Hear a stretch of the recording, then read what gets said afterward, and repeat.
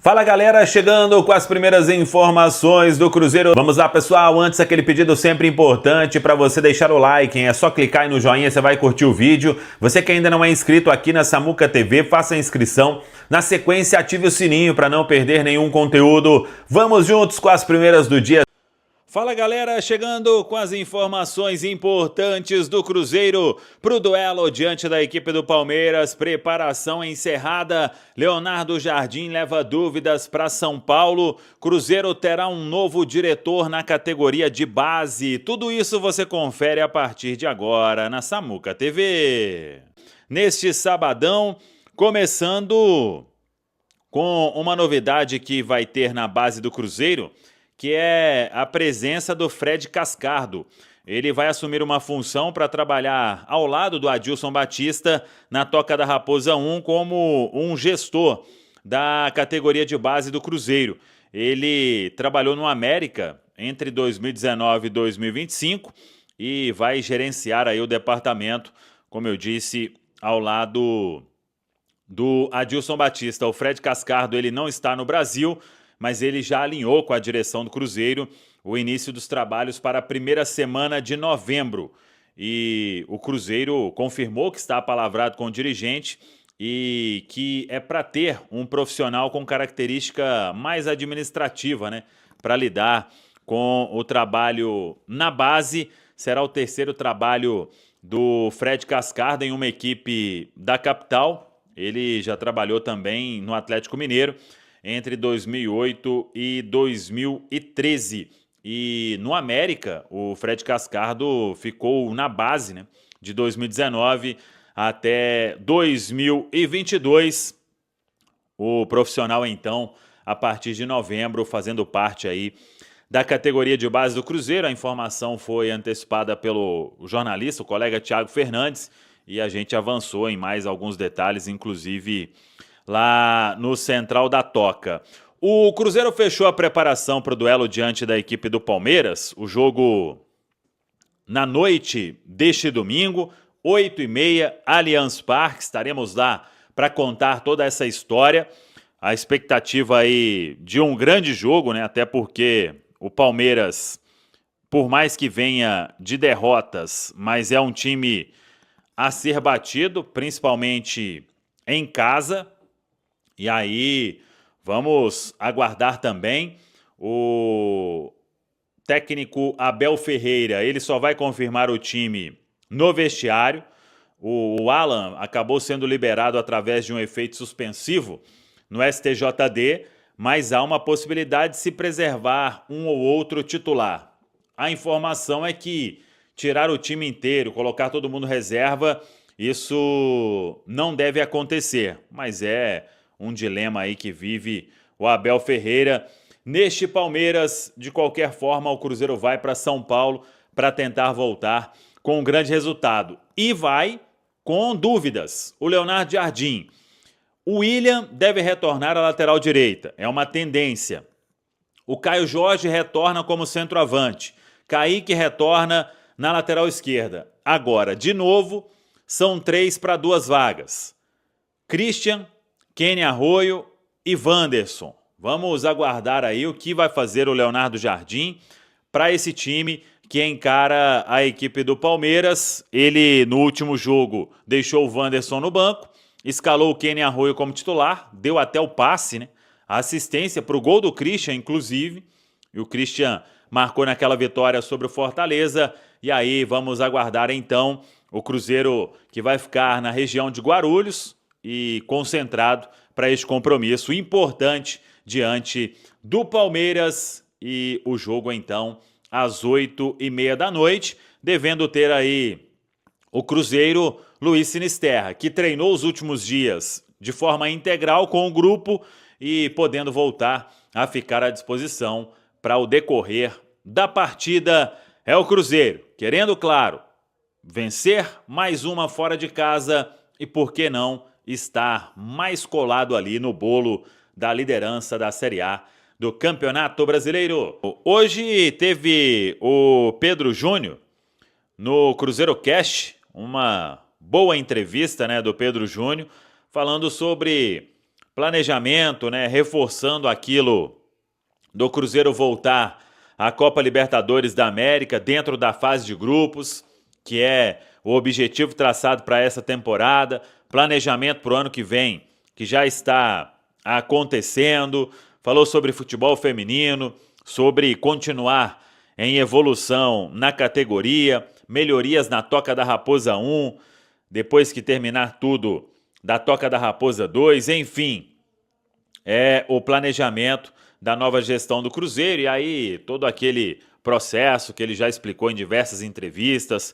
sobre o Cruzeiro se tornar sustentável dentro de alguns anos. Então, quem quiser acompanhar, tá lá, TV Cruzeiro no YouTube, para galera ficar por dentro de tudo que disse o Pedro Júnior, que é o vice-presidente do Cruzeiro. Quem não vai para esse jogo e para o restante da temporada e alguns meses ainda em 2026 é o atacante Marquinhos.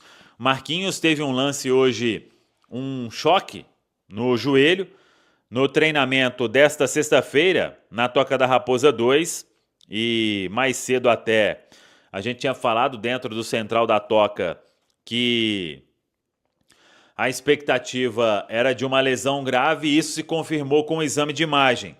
O Cruzeiro informa que o atacante Marquinhos teve diagnosticada a ruptura do ligamento cruzado anterior do joelho esquerdo, associada à lesão meniscal, após sofrer trauma durante o treinamento na manhã desta sexta-feira na Toca da Raposa 2.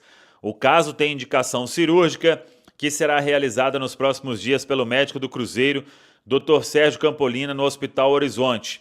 Toda a recuperação acontecerá no Departamento de Saúde e Performance do clube. Desejamos força ao atleta e uma ótima recuperação. O Marquinhos não volta a jogar antes de 7 meses, pelo menos, de recuperação. Então, se a gente considerar aí que já vai acabar o mês de outubro, ele passa novembro, dezembro, janeiro, fevereiro, março, abril, maio. Provavelmente volta ali maio, junho de 2026. Jogador que vinha recebendo poucas oportunidades e agora vai passar por esse longo período de recuperação. É o que eu falei mais cedo também nas minhas redes sociais. Uma coisa é criticar o desempenho esportivo do atleta, outra é comemorar algum tipo de lesão, e principalmente essa que é a lesão que afasta o jogador por mais tempo no futebol. Então, que ele possa ter aí uma boa recuperação durante todo este período e quando voltar aí vai ver o que vai acontecer com o atacante Marquinhos. É isso sobre a lesão grave do jogador. Vamos falar mais de Palmeiras e Cruzeiro. Queria a sua primeira opinião, Vinícius Andrade. Perguntei ao Panzi no primeiro tempo, você pode falar agora também. O que você espera de Palmeiras e Cruzeiro no fim de semana? Num contexto em que o Palmeiras levou 3 no primeiro jogo da Libertadores e até o presente momento não sabemos qual será o time do Palmeiras para o fim de semana. Não sei nem se o Abel Ferreira sabe, viu? Pois é. Eu acho que o Abel Ferreira vai definir o time depois do jogo do Flamengo. O jogo do Flamengo, que é amanhã, né? Sábado, vai impactar na estratégia do Abel, porque se o Flamengo vence, joga muita pressão para cima do Palmeiras. Mas é claro, Cirilo, que esse jogo do Cruzeiro contra o Palmeiras, a gente não pode desconsiderar o que aconteceu ontem. O resultado da LDU foi maravilhoso para o Cruzeiro. Não estou falando que o jogo vai ser fácil, o Cruzeiro vai pegar uma pedreira de qualquer jeito, mas se tinha um cenário bom para enfrentar o Palmeiras, é neste, em que o Palmeiras tomou uma pedrada, vai precisar de um resultado heróico na próxima quinta-feira. E muda o foco, não tem como, cara. Eu acho que o Palmeiras, por mais que ele esteja muito envolvido na briga pelo título do Brasileiro, acho que é impossível você esquecer o jogo contra a LDU. Porque o contra a LDU é uma partida. Se você não conseguir a virada, tá fora. Já o Campeonato Brasileiro já está chegando na reta final, mas ainda há um tempo de recuperação. Então o Palmeiras vai jogar muito pressionado. Para um investimento igual do Palmeiras, por tudo que é criado no Palmeiras de expectativa, basta pouco para se transformar em crise. Então, se o Palmeiras perde para o Cruzeiro, já é bem próximo disso. E se é eliminado para a LDU, já vira crise. Então, com certeza vai ser um time que vai entrar muito pressionado e Poupando ou não, o Palmeiras vai entrar mais desgastado fisicamente. Eu não acredito que vai entrar com o time 100% reserva. Acho que o Abel deve dar uma mesclada. Mas olhando para o Cruzeiro, eu não tenho dúvidas que o Jardim vai entrar com força máxima e com um time muito mais descansado. E outra situação que deixa a gente com mais confiança em relação a uma boa atuação do Cruzeiro é que nesse Campeonato Brasileiro contra a turma do G6, o Cruzeiro geralmente joga bem e vence. Contra o Palmeiras no primeiro turno, venceu com autoridade. O Cruzeiro vem de uma oscilação no desempenho, é verdade, jogando mal as últimas partidas. Mas agora teve o prazo que o Jardim queria para recuperar fisicamente o time. Então acredito sim que o Cruzeiro vai voltar a fazer um grande jogo. Se vai ganhar, outra história. É difícil ganhar lá, mesmo nesse cenário conturbado do Palmeiras. Mas, repito, se tinha um momento bom para pegar o Palmeiras, é o de agora. Ô Panzi, quer falar de favoritismo para domingo à noite? Não dá pra falar de favoritismo, a gente não sabe qual Palmeiras vai entrar em campo. É muito difícil. Passa pelo time do Palmeiras? Não só o time, escalação, é foco, mentalmente como que esse time vai entrar. O que vai ser feito para esse Palmeiras de agora até domingo, às 8h30 da noite, porque a pancada foi muito forte, Cirilo. A pancada foi muito forte e tudo que foi planejado pelo Abel provavelmente deve ter sido reformulado para esse jogo do final de semana, independentemente de quem for entrar em campo. Então é muito complicado, acho que o Cruzeiro pode tirar proveito sim, mas é igual eu falei agora há pouco, né? Pro primeiro momento foi muito bom o que aconteceu. Pensando no jogo de domingo, essa pancada que o Palmeiras tomou é ótima. Mas pensando a longo prazo pode ser ruim, né? Porque uma eliminação do Palmeiras da Libertadores faz com que a equipe paulista foque somente no brasileiro. E aí é 100% focado, jogando sempre com força máxima, todos os jogos. E esse Palmeiras é muito forte. Falando de título, poderia ficar mais complicado. Mas, enfim, é jogo a jogo. E para esse jogo de domingo, a situação para o Cruzeiro melhorou muito. Mas para falar de favoritismo é difícil. A gente tem que ver como que o Palmeiras juntou os cacos desse jogo em Quito para entrar em campo pelo brasileiro. O resultado de ontem, Vinícius, interfere no cenário de favoritismo para o fim de semana? Ou não interfere na vida do Cruzeiro, já que o Cruzeiro tem um retrospecto tão bom, como você disse, contra os adversários da primeira parte da tabela? Acho que interfere porque a gente imaginava talvez um Palmeiras que fizesse um bom resultado, ou pelo menos carregasse aí um empate, né, pro jogo da volta na Libertadores. E aí acho que seria uma situação mais complicada para o Cruzeiro. Eu não cravo favoritismo do Cruzeiro porque, primeiro, o elenco do Palmeiras é superior. Na tabela de classificação, ainda que o Cruzeiro faça uma campanha maravilhosa, a campanha do Palmeiras é melhor. Então, assim, eu acho que mesmo diante desse cenário, pensando em time alternativo, em time modificado do Palmeiras, ainda acho o Palmeiras um pouco favorito por jogar em casa. E mesmo tomando essa pancada, vamos lá, a gente está falando do Palmeiras, do Abel Ferreira, de um time que se reinventa, de um time que é muito forte mentalmente. Então, o Cruzeiro não vai ter vida fácil. É lógico que o elenco do Palmeiras é bom, mas se você tira Vitor Roque ou Flaco Lopes, não tem um substituto à altura. Tem bons substitutos, mas muda. Se você tira o Gustavo Gomes da zaga, o time perde também. Então tem peças ali que elas não têm um reserva, não tem um substituto à altura. Tenho certeza que a conversa do Jardim nesse momento, gente, vocês acharam que o jogo ia ser difícil, tá mais difícil ainda. Vai colocar pilha no time do Cruzeiro para não deixar baixar aquela adrenalina e parecer que o Palmeiras está derrotado, que o Palmeiras está enfraquecido. O Cruzeiro não pode cair nessa pilha. E o discurso tem que ser esse, né? O Cruzeiro tem que entrar em campo esquecendo o que aconteceu lá em Quito. E não se importando com isso. Não, pouco se importando com isso, independentemente de qual Palmeiras o Abel escalar e mandar a campo, tem que estar muito focado, cara, porque é a grande chance, uma grande chance do Cruzeiro ir ao Palestra, vencer, tirar mais distância do Palmeiras. É claro que o Flamengo tem um jogo contra o Fortaleza em que o Flamengo é muito favorito, mas o Flamengo também joga Libertadores no meio de semana e uma eliminação pode ser uma pancada grande. E uma classificação pode mudar o foco do Flamengo também, que talvez seja o único brasileiro na final que a gente imaginava que poderia ter Flamengo e Palmeiras. Eu acho que a situação do Palmeiras é muito difícil. Como eu disse agora há pouco, vai ter que escalar um Everest para fazer 3 gols de diferença nessa LDU. Já estamos vivendo a rodada 30 do Campeonato Brasileiro, então o Cruzeiro já jogou 2 vezes contra quase todos desse G6 aí. E pelo menos uma vez, né, contra todos eles. E o Cruzeiro não saiu derrotado, nem venceu a maior parte dos jogos, né?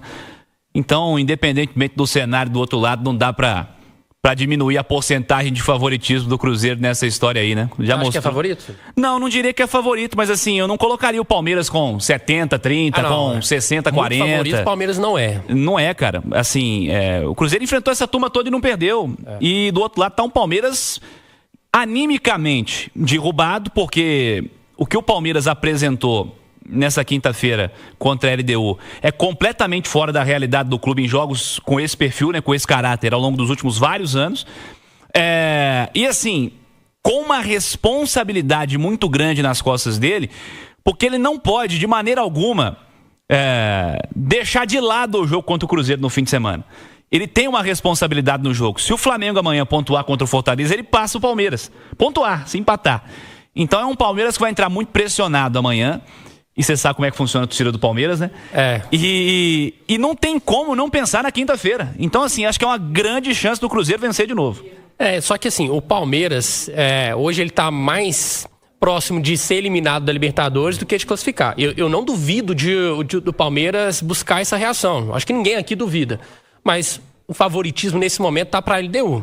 Então, imagina, o Palmeiras sendo eliminado da Libertadores e também não sendo campeão brasileiro, é pressão. É pressão gigantesca, porque a gente sabe como que é a expectativa lá, toda que foi criada. Então o Palmeiras não vai querer também sair dessa liderança agora, porque saindo da liderança do brasileiro, a pressão que já é grande na Libertadores, ela vai se tornar ainda maior. Porque se o Flamengo assume a liderança agora, e o Cruzeiro, por exemplo, começa também a se aproximar e ir para a cola do Palmeiras, aí sim a situação se complica. Hoje, eu acho que o título brasileiro para o Palmeiras está mais acessível do que o título da Libertadores. Imagine Dragons é a Loom World Tour, ao vivo em Belo Horizonte, 26 de outubro, estádio Mineirão nesse fim de semana, né? Últimos ingressos disponíveis somente em ticketmaster.com.br e na bilheteria oficial. Para mais informações você vai acessar imaginedragonsmusic.com. Apresentado por Santander, patrocínio Codenge, Minas Gerais, Governo Diferente, Estado Eficiente, apoio Esfera, Mídia Partner, NeoH, realização Live Nation. Hoje teve entrevista do Pedro Júnior ao Cruzeiro Cast, programa do Cruzeiro, nas redes sociais, e ele respondeu sobre alguns assuntos. Trouxemos aqui algumas falas do Pedro Júnior para ilustrar também esse momento do Cruzeiro. Uma delas, ele comentou as movimentações do Cruzeiro na última janela de transferências e o planejamento do clube em relação a contratações e vendas. Vamos ouvir o Pedro Júnior, que é o número 2, né, dessa escala do futebol do Cruzeiro, que tem feito um trabalho importante nessa reestruturação do clube. A gente precisava de jovens com potencial. Então a gente fez um trabalho muito bem assertivo nessa janela. A gente está muito satisfeito com as aquisições que fizemos, tanto para engrandecer mais o nosso elenco, porque o nosso elenco ele é um elenco que nos agrada muito. Foi um elenco montado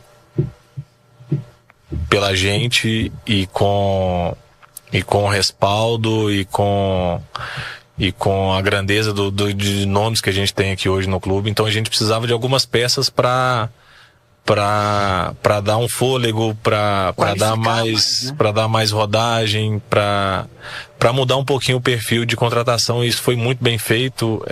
A gente sempre vai buscar também esses jovens com muito potencial de revenda, porque a gente sabe que um clube ele sobrevive principalmente do torcedor e nos estádios de camiseta, mas as vendas dos atletas ela é fundamental para a gente para a gente conseguir continuar reinvestindo e continuar fazendo grandes contratações. E a gente saiu muito satisfeito pelo planejamento que a gente traçou no início da janela. A gente sabe que o torcedor ele anseia muito, né? E ele fica ansioso e é super natural, mas pra gente trazer os nomes que a gente trouxe demanda um tempo maior, né? Uma negociação mais exaustiva, mas a gente, com trabalho e dedicação, a gente conseguiu fazer uma janela que a gente achou muito interessante.